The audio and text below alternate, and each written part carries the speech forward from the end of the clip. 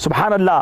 اب میرے آقا جمعہ پڑھ کے مدینہ منورہ کی طرف مزید آگے بڑھے، اہل شہر کو خبر ہوئی تو ہر طرف سے لوگ جذبات شوق میں مشتاقانہ استقبال کے لیے دوڑ پڑے۔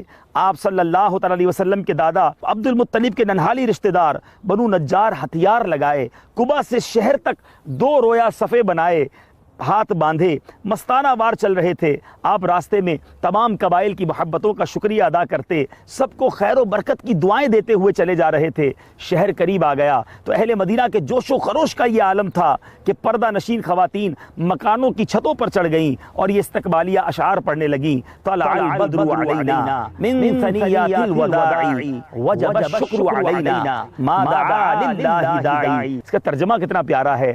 ہم پر چاند طلوع ہو گیا وداع کی گھاٹیوں سے، ہم پر خدا کا شکر واجب ہے، جب تک اللہ سے دعا مانگنے والے دعا مانگتے رہیں گے۔ ایھا المبعوث فینا جئت بالامر المطاع انت شرفت المدینہ مرحبا یا خیر داعی۔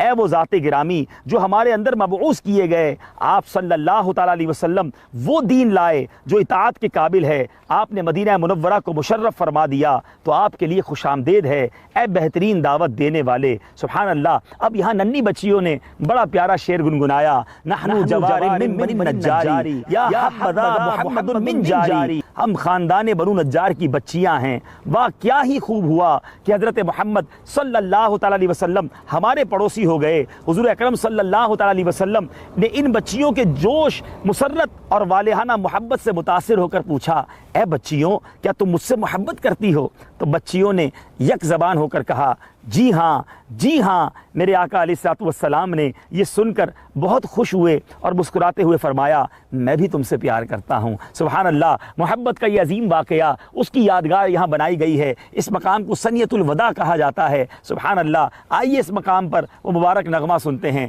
طلع البدر علینا من ثنیات الوداع۔ طلع البدر علينا من ثنيات الوداع وجب الشكر علينا ما دعا لله داع طلع البدر علينا من ثنيات الوداع وجب الشكر علينا ما دعا لله داع۔